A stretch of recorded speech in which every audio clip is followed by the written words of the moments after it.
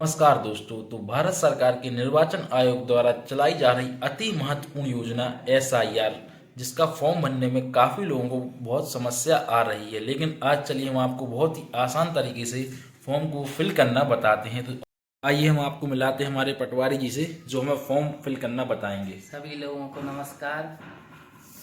अब हम आपको बताते हैं एसआईआर की बिल्कुल सरल प्रक्रिया कैसे हम इसको भर सकते हैं।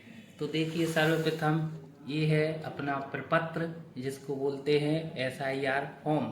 ये आपको अपने जहाँ भी आप रहते हैं वहाँ के नज़दीकी प्राथमिक शाला या माध्यमिक शाला वहाँ से प्राप्त होगा। वहाँ एक बीएलओ रहते हैं, वो आपको आपका ये फॉर्म देंगे। उसके बाद हम आपको भरना सिखाते हैं। देखिए, सर्वप्रथम आपको ये फॉर्म मिलेगा।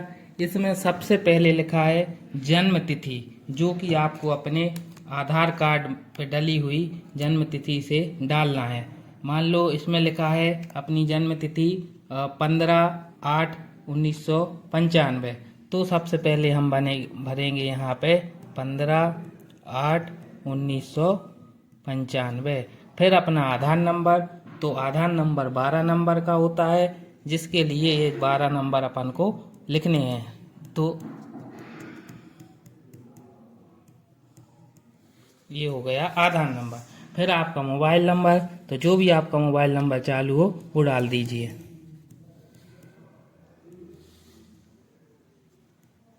ये हो गया। फिर उसके बाद आपको डालना है अपने पिता का नाम, अभिभावक का नाम। पिता का नाम लिखिए, जो भी आपके पिताजी का नाम हो। उसके बाद आपको डालना है उनका एपिक नंबर, तो वो एपिक नंबर जो है वो आपको वोटर कार्ड में मिलेगा।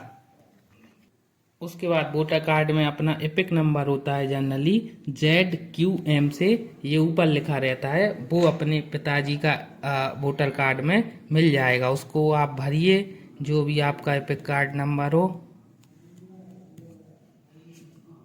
उसके बाद आपको करना है अपनी माँ का नाम, तो अपनी माँ का नाम, माता का नाम भी वोटर कार्ड होगा उनका, उसमें से लिख सकते हैं। अन्यथा अगर नहीं है उनका एपिक, केवल माँ का नाम लिख दीजिए। मान लो सीता रानी माँ का नाम है, उनका एपिक नंबर अगर नहीं है तो कोई दिक्कत नहीं है। अगर आपकी शादी हो गई है तो आप अपनी पत्नी का नाम भी लिख सकते हैं। मान लीजिए आपकी पत्नी का नाम है आशिका, ठीक है। फिर उसके बाद उनकी पत्नी का अगर एपिक नंबर है तो एपिक नंबर आपको सभी लोगों के ऊपर अपने वोटर कार्ड के मिलेंगे, तो उसको लिख दीजिए, नहीं है तो छोड़ दीजिए। उसके बाद अपन को अब अपना महत्वपूर्ण भाग आता है, वो ये है, यदि आप 2003 में वोट नहीं डाले या आपका वोटर लिस्ट में नाम नहीं है, तब आप केवल ये वाला कॉलम भरना है, जो कि अपने फॉर्म के दाएं तरफ है। इसमें सर्वप्रथम अपने माता पिता, दादा दादी या चाचा चाची, किसी का नाम जिनका 2003 की लिस्ट में नाम था, उनका इधर नाम भरना है। और 2003 की लिस्ट हम आपको दिखाते हैं।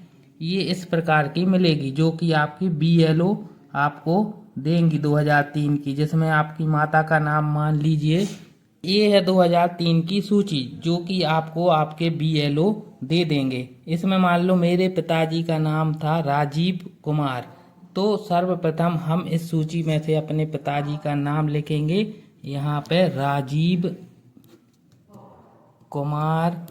अब उनका एपिक नंबर जो रहता है वो 2003 की सूची में सबसे लास्ट कॉलम में रहता है। ये देखिए आप MP, तो वो यहाँ लिखना है MP 05039, और जो भी आपका रहेगा वो ये रहेगा, ये भरना है। फिर उसके बाद भरना है आपके रिश्तेदार का नाम, तो रिश्तेदार के नाम में आएगा आपके पिताजी के पिताजी का नाम। तो राजीव के पिता का नाम था अतुल, तो ये अतुल। फिर रिश्ता पूछा है, तो चूंकि ये राजीव के पिताजी हैं अतुल, तो यहाँ लिखा जाएगा पिता।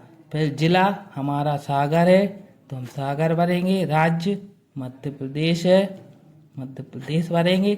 अब आता है महत्वपूर्ण, विधानसभा क्षेत्र का नाम, तो हमारा विधानसभा क्षेत्र सागर है, जो कि आपके बीएलओ बताएंगे आपको। अब इसमें ये 3 चीज़ें हैं जो कि बहुत महत्वपूर्ण है इस एसआईआर फॉर्म में। तो ये जानकारी आपको मिलेगी 2003 के जो कागज बीएलओ ने दिया है ये देखिए। ये सबसे पहले आएगा आपका विधान सभा क्रमांक सागर का 2003 में था 38। भाग संख्या मिलेगी आपको यहाँ राइट हैंड साइड पे दाएं तरफ, तो वो थी उस टाइम 60। अब इस नंबर पे पिताजी का नाम है 1061। ये आपका फॉर्म हो गया। यहाँ आप अपने साइन करिए और इसकी एक कॉपी करिए, यहाँ फोटो चिपकाइए। सिंपल हो गया। दोस्तों आप देख सकते हैं कि हमारे पटवारी जी ने कितने आसान तरीके से एसआईआर फॉर्म भरना सिखाया है। अब आप देखिए फॉर्म भरने के बाद आपको अपने बीएलओ को जमा करना है। और ध्यान रखें, मतदान करना हमारा अधिकार है, अतः आप अपने मत अधिकार का पूर्ण उपयोग करें।